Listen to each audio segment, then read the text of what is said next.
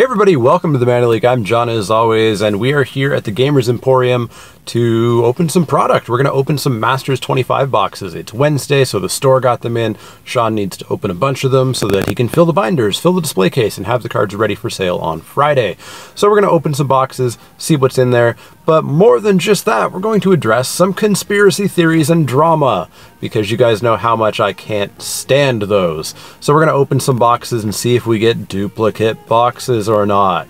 Spoiler alert, I'm gonna bet we don't.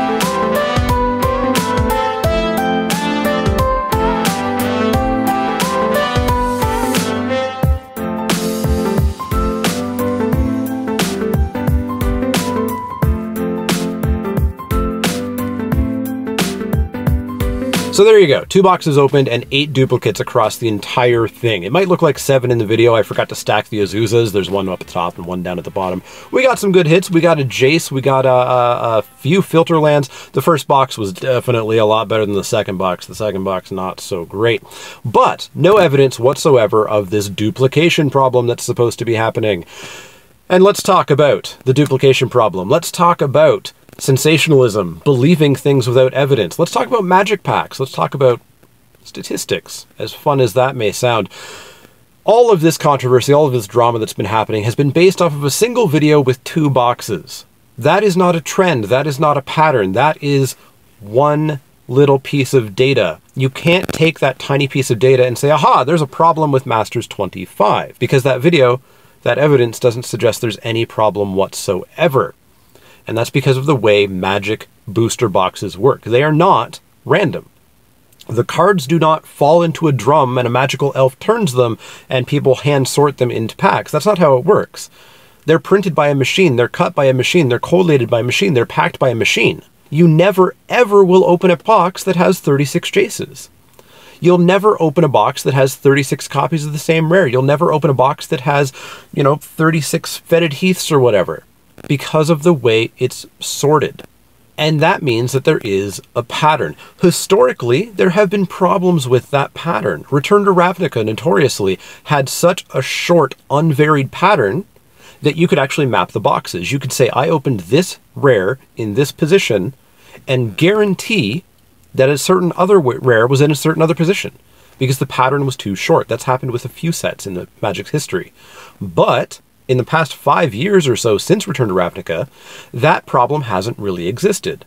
There were other problems with the pattern. In Eldritch Moon, there were only 3 booster arts, and that somehow negatively interacted with how long the pattern of cards was, so in such a way that every mythic was in the same art booster pack in the booster box.